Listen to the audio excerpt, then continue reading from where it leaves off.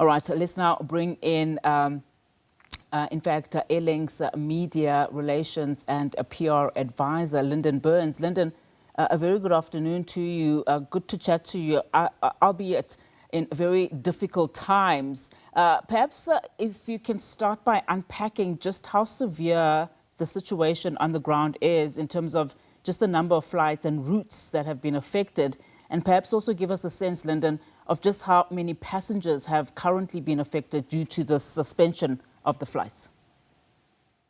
Sure. Hi, good afternoon, Anati, and to everyone who's listening this afternoon. Yes, and let me just reiterate from the start, big apologies from Airlink for the inconvenience and of course, the distress that's been caused to a lot of our customers. Obviously, the weather's beyond our control. But to come back to your question, there have been today that there were 5 return flights, so 10 flights in fact affected today, 2 out of Cape Town and 2 back to Cape Town, and then 3 out of Johannesburg and 3 going back to Johannesburg. They all had to be cancelled today. Part of the problem, apart from just the roads and the road access to and around the airport, another issue is the aviation safety concern, and that is to do with the drainage of the runway, getting the standing water off the runway. And at the moment, the drainage is overwhelmed. The runway is classified at the moment as being contaminated, which means it's not fit for purpose. We'll have a further update first thing tomorrow morning on the progress and on the situation with the weather at the airport.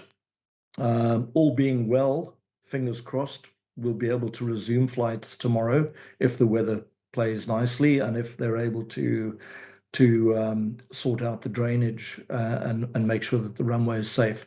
But that we have to wait for the airport authority as well as presumably the Civil Aviation Authority to give the green light on that.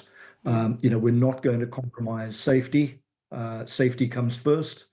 It is unfortunate that it's inconvenient, but efforts are also being made at the moment and arrangements are being made for those passengers who can't delay their journey for another day to be transported by road to Kruger and Mpumalanga International Airport at Nelspruit, and for them to be transported to be flown out of there.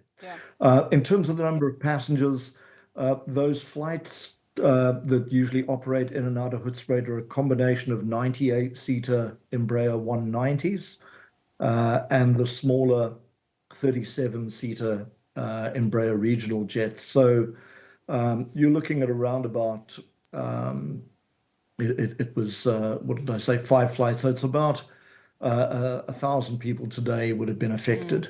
And of course, it's not just the holiday makers, but you also have Hoedspruit is a thriving, growing tourism economy on its own, and an important economic node for Limpopo. Yeah, and just staying with the passengers, Linden, what options are being then offered to those passengers, particularly the stranded passengers, in terms of refunds, rebooking options? I don't know what else you would have, but just also looking at the demographics. You mentioned, of course, that there are tourists, I would imagine, also out of the country. Are you also proactively contacting the passengers? Yeah, so Airlink has been reaching out to customers, alerting them, letting them know what's been happening. We're also appealing to customers and ticket holders just to follow Airlink's social media channels on Facebook, on LinkedIn, etc., as well as on the website or on the app. We've got updates going out as and when there is news.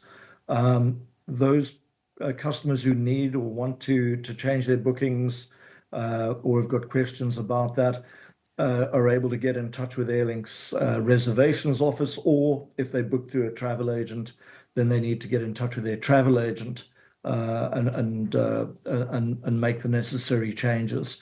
So that's all part of the course, quite normal ops when you've got a situation where flights are either having to be delayed or cancelled, for reasons such as this. Linden Birns, thank you so much for your time. Really do appreciate it. Of course, that is the Airlink's media relations and PR advisor.